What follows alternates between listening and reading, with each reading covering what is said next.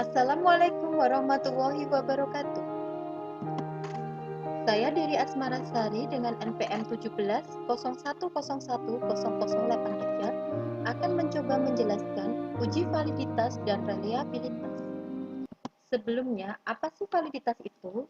Validitas adalah ketepatan atau kecermatan suatu instrumen dalam pengukuran pengujian instrumen pengumpulan data.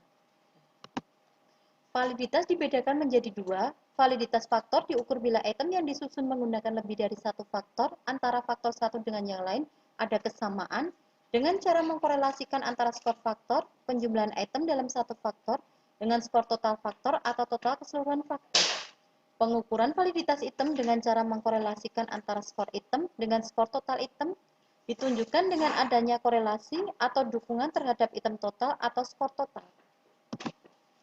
Teknik pengujian SPSS sering digunakan untuk uji validitas adalah menggunakan korelasi bivariate percent atau product moment percent dan corrector item total correlation. Sedangkan uji reliabilitas yaitu digunakan untuk mengetahui konsisten alat ukur, apakah alat pengukur yang digunakan dapat diandalkan dan tetap konsisten jika pengukuran tersebut diulang. Ada beberapa metode pengujian reliabilitas diantaranya metode tes ulang, formula Flanagan, Cronschwadt Alpha, metode formula KR, Kuder-Richardson 20, KR21, dan metode ANOVA-Hoyt. Yang kita gunakan di reliabilitas ini yaitu Cronschwadt Alpha. Pertama, untuk melakukan uji validitas dengan menggunakan data di Excel, kita masuk ke SPSS 25. Untuk mengimpor data di Excel yaitu kita klik file, masuk variabel Excel, tugas validitas, open,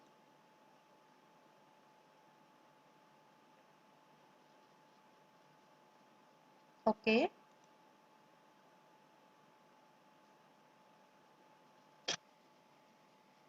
Untuk menguji validitas kita menggunakan ke data, analyze, masuk ke analyze, kemudian correlate, bivariate, kemudian kita pindahkan.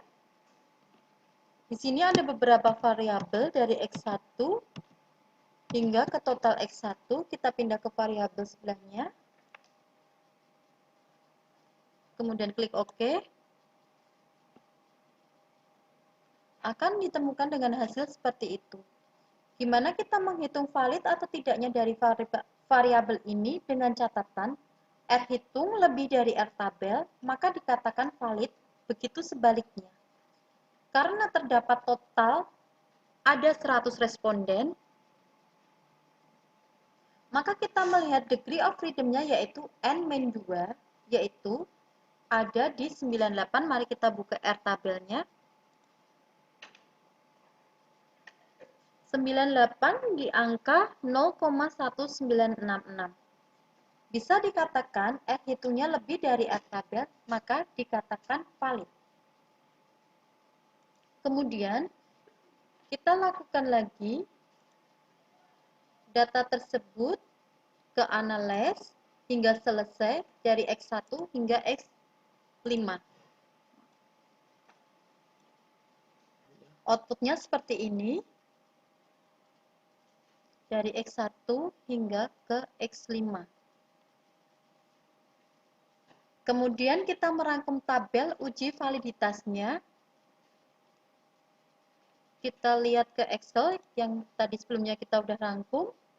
Di sini dari data tersebut semuanya valid, yaitu lebih dari L tabel. R tabel sebelumnya yaitu 0,1966.